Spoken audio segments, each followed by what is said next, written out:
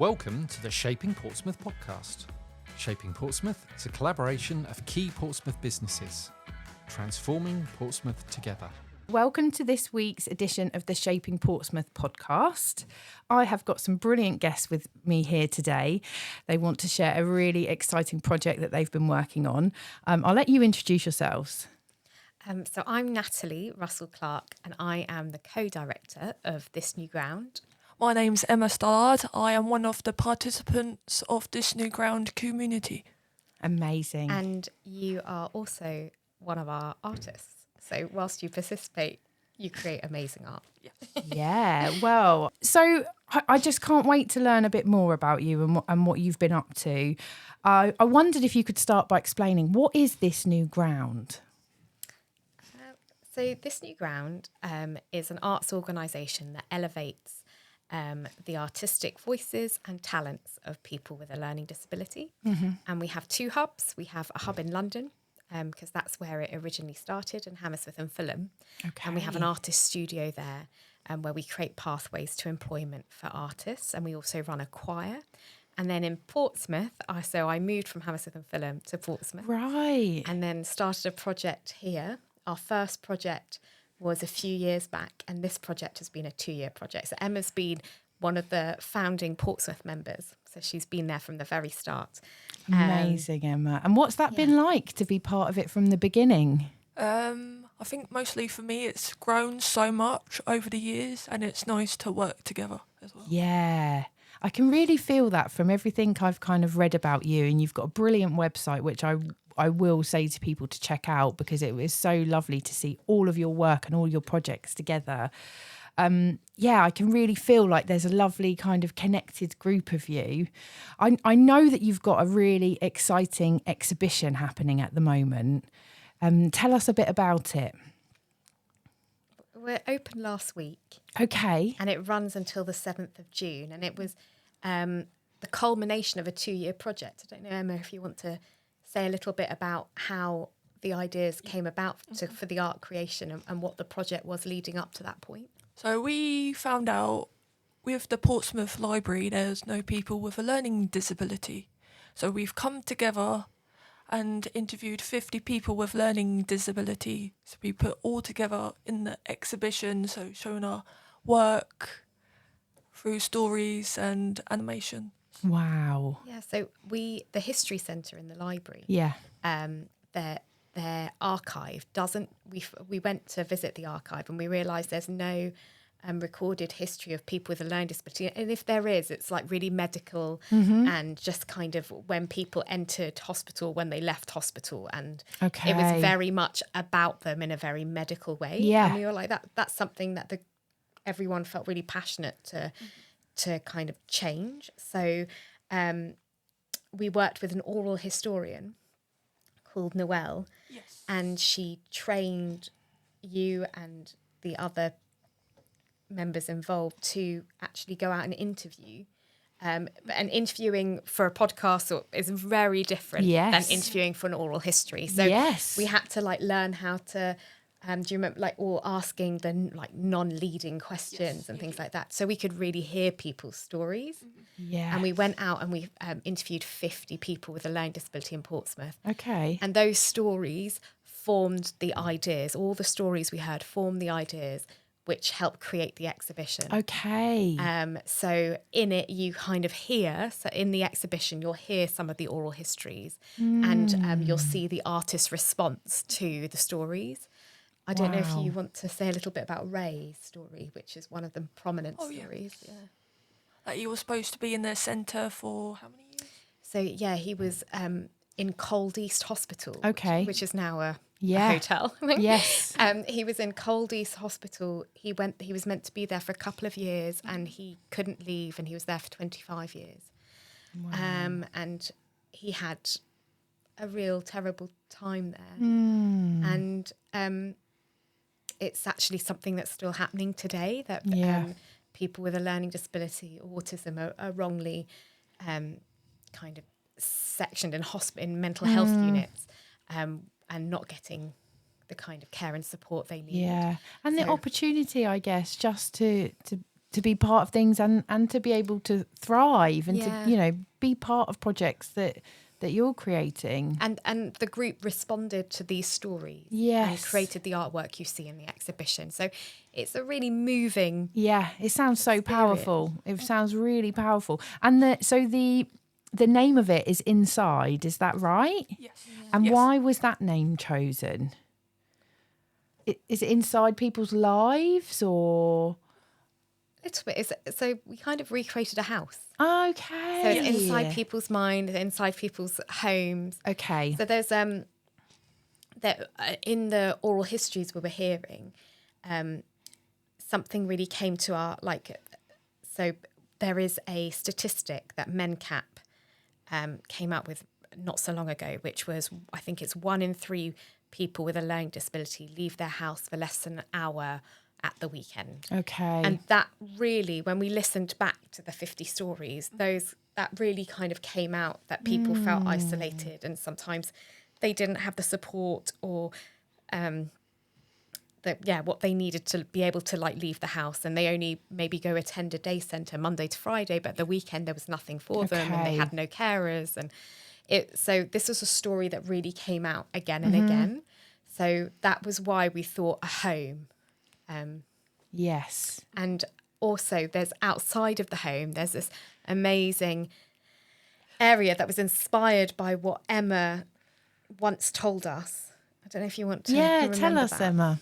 So I thought the inside my own little world is colourful, like the sky, flowers, nature, birds chirping. But it's like the outside world is dull, checkerboard, black and white, like nothing colourful about it. Okay, so you made everything inside. So actually, outside the house, there's this area we called the sanctuary. Yes. And that's inspired by Emma's own little world. So it's kind of a place of kind of sensory room meets kind of. So there's you can relax, you can chill out. There are bean bags, it's colourful. And everything you see in the exhibition is designed by our artists. So the sofa in the sanctuary space. The cushions as well. The cushions. And I don't know if you want to say a little bit about the inspiration behind those cushions. So all of the cushions are a memory of our loved ones that have passed away. Wow. So, yeah, it's very touching. Yeah, that's so moving So, and so thoughtful. Another thing that came out of the stories was how, people with a learning disability, there was a lot of, undealt with grief. Yeah. And often people weren't allowed to express that, or it was very minimised. Okay, let's move on now. You've spoken about, carers and support workers maybe minimising loss. And so that was really prominent within the community. So we thought what a lovely way. So we everyone made cushions and embroidered into them, and you made a beautiful one with your two. My 2 nans that passed away. Oh, It's really Emma, that beautiful. sounds like a really lovely way to honour them. And there's something about a cushion, isn't there, that's really comforting. And how lovely to have the memory of a person symbolised as a cushion. That sounds like such a beautiful thing to do. So the exhibition is a kind of group exhibition, and then we also commissioned 2 artists with a learning disability. So there's lots of kind of different areas within this house. Okay. And you'll see different artists' work. And our 2 artists that were commissioned, Orlando Richardson, he did kind of billboards responding to Ray's story that we mentioned. And then Nathan Wong created some artwork which was to kind of express his overwhelm that he feels as a person with autism. So, yeah, it's really definitely it's worth going to see. It sounds like an absolute must visit for anybody who just wants to. I think art is so powerful, and it gives you all of your emotions and all of your feelings such a voice, And I think these stories are unheard. Yeah, and it sounds like you can really feel the emotions of people that have created the art. So I'm so excited to go and see it myself. I wondered, Emma, what did you most enjoy about working on the project? I think mostly listening to other people's interviews. It's so touching. It's experiencing as well if people have experienced bullying or feel a bit like an outsider. So it's nice listening to those stories. And all the time we hear other people's stories, it really helps you to feel like a bit less alone, I can imagine, Yes. because you're suddenly really connected to people and like their stories. If you've got any shared stories, then I can feel a lovely connection in this project. And yeah, there's also we didn't mention the film. Oh yes. So in the living room space, which is a living room which kind of makes you feel like you might be in a care home or an institution. There's a big TV playing, and on the screen there's a film. I don't know if you want to tell a little bit about how we made the film. Filmed a collaboration with Head Over Wheels for our dance. So our own actions and stuff. So you can watch that as so part of the exhibition. Wow. Head Over Wheels are a disabled-led aerial circus company, and you guys worked with them for a week and created like a beautiful kind of movement piece, which was inspired by stories, and it was like a sense of everyone had a phrase they said. Yes, I did. I don't know if you remember yours. People think I am. That makes me feel, but I am. Do you remember yours? I think I've forgotten mine. Well, you've had a lot going on, Emma. There's a lot going on, but that sounds. People make. I think it'll come to me. Yours. I think I remember is like I am strong at the end. Yes. Nice. Yeah. And that beautiful statement you said in your what you would say to yourself. Oh yes. My younger self. Yeah. Do you want to share that? Do you Something remember you'd that? say to your younger self, because that was so beautiful. You are outstanding. Don't change for anyone. Just be who you are. Wow, that is so powerful. That's actually like made the hairs on my arm stand up. That's so Emma's powerful. made an animation to bring that statement to life, and honestly, when we play it, like we all get tears in our eyes. It's so powerful. I love that, Emma, and that's just like such an empowering message for everyone to take, forward with them. So thank you so much for sharing that with me. I'm gonna write that down, and I'm gonna refer back to that in your honour. Why do you think it's so important that people with a learning disability can share their stories? I think mostly for people that doesn't have an understanding. Yeah. Mostly. Mm-hmm. It's like, oh, they feel that way and that way. I should treat them differently, but also treat them with respect. Yes. Yeah, that's so true. And I'm sure there's going to be a lot of learning from people that are visiting. And it's just amazing that you've had this opportunity to really like amplify these stories and share them with people in such an engaging way. Have you had a good response to it so far, the exhibition? Yeah, I mean, the preview was unreal. Like, there were so many people that turned up. So it's at Aspex Gallery. Okay, sure. In the main space there. And they've been an amazing partner. We've been working there for 2 years. Sure. Like, it's our home now. Yeah. And you've created a home within a home. Yes. Yeah. The team there are just so supportive. And there was such an amazing turnout, the preview, the Stephen Morgan and lots of it just felt really exciting, and everyone responded so well to the work. And what was really amazing is that everyone who inspired the sort of people we interviewed, lots of those people, Ray came, who inspired some of the artwork, so he came along. So it was a really brilliant evening. Moving. It sounds really like moving. a really deeply moving exhibition. I wonder as well, so we know that the exhibition's at Aspex and it runs until what date? 7th of June. 7th of June. So this is your call to go and see I think this it's exhibition. Closed. The gallery's closed Monday and Tuesdays, Yes. but open the rest of the week. Yes, and it's like a 10 till 4 there, is that right? Something like that. Okay, yeah.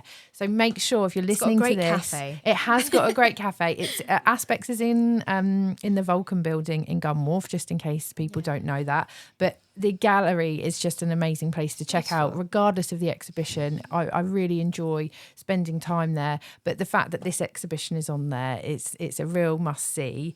I also know that there's some kind of festival happening. Is that right? Yes. Tell me about the festival.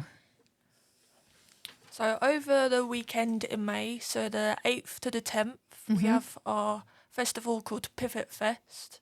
So every day there's going to be activity. So there's art workshops, there's discos.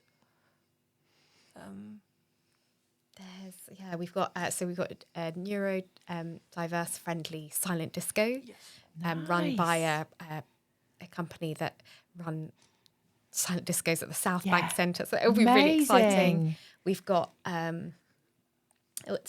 you were part of the committee that chose the act. So we did a big call out to learning disabled talent across the UK, and we had lots of applications, and you all decided who you wanted to programme in the festival. So you were on the panel, Emma. Yes, wow, I love that. Yeah. That sounds like a fun role. Do you remember who? So it was Robin Rocket, who experimental jazz band, who are part of an organisation called Heart and Soul. They're based in London, and they're coming down. And then we have, do you remember Andrew, the dancer? Yes. I think he was on like So You Can Think You Can Dance or something like that. Andrew Self, he's a dancer with Down syndrome. He does like Strictly Come Dancing type thing. He's performing on the final night. We have Carousel, who are doing like a lineup of stand-up.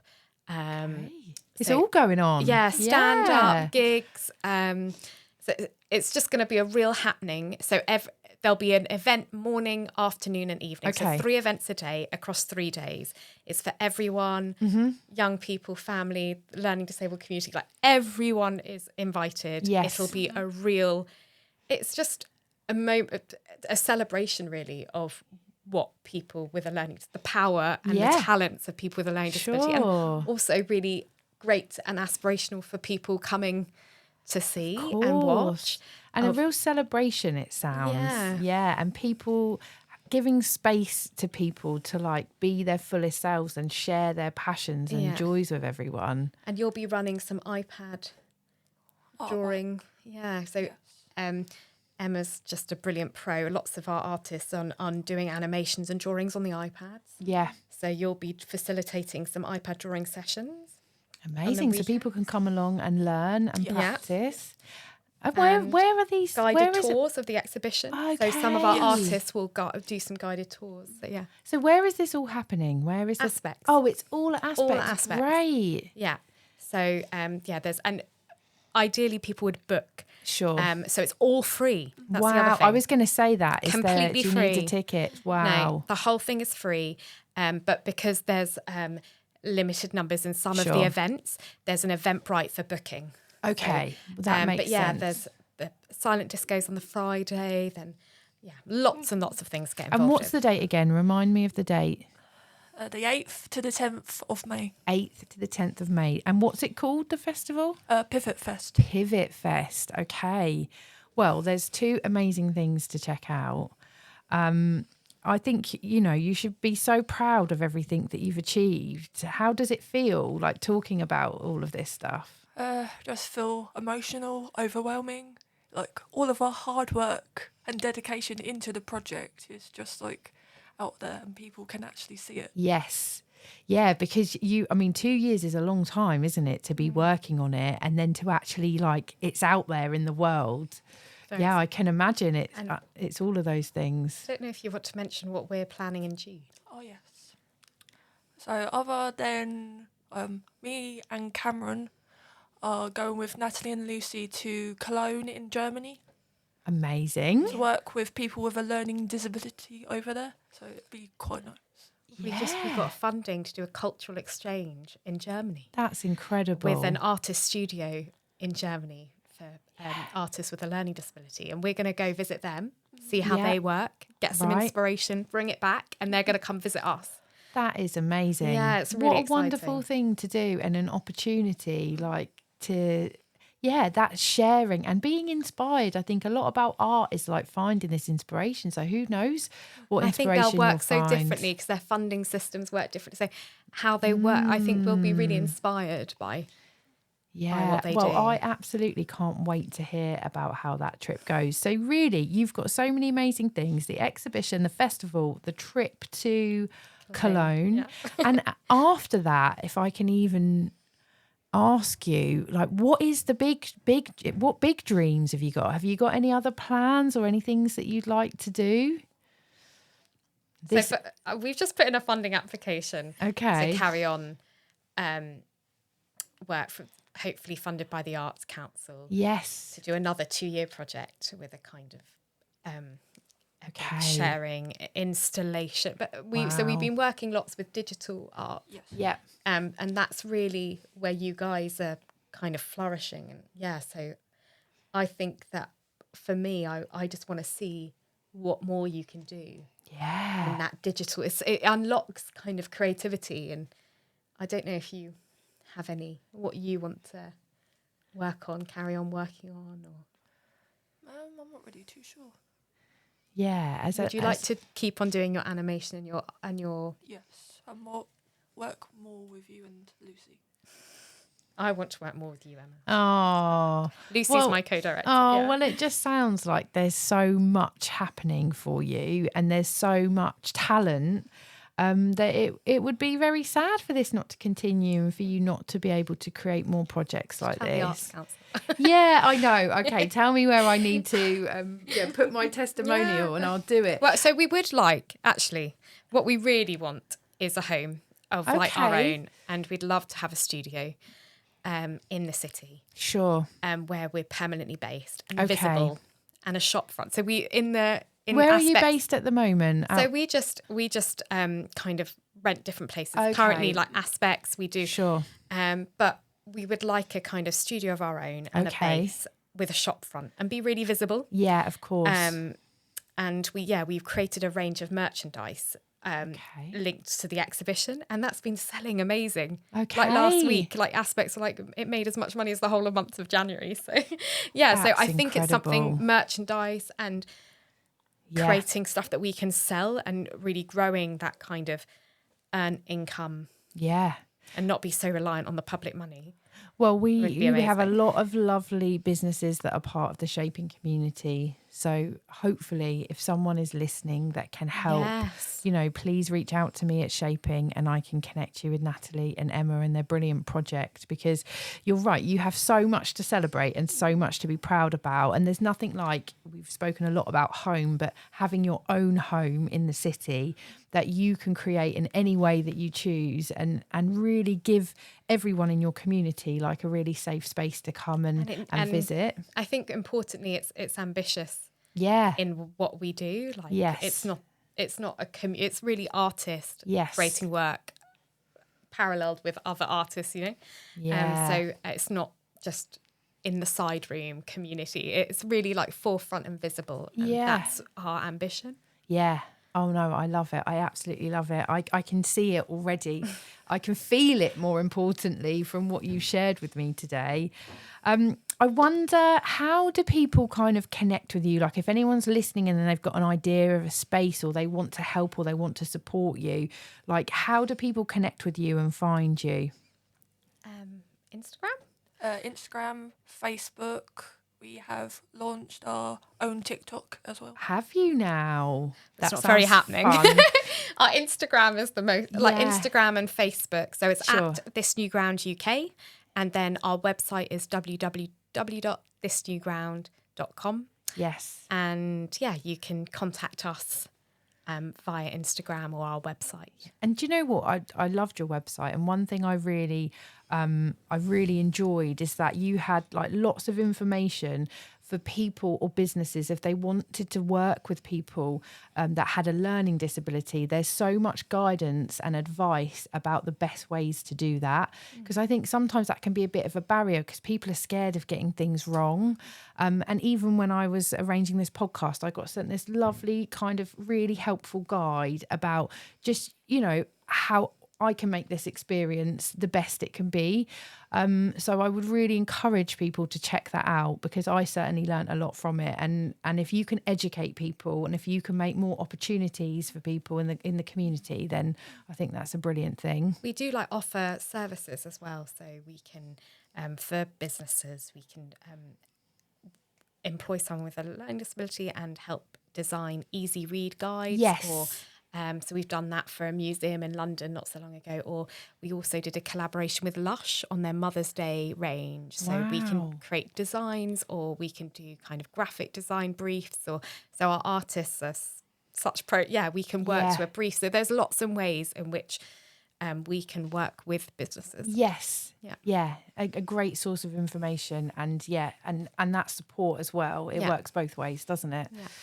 Well, we're coming to the end of the podcast, and I could talk to you for way longer about this, but we always end with a recommendation about somewhere in Portsmouth, or something in Portsmouth that you like to do.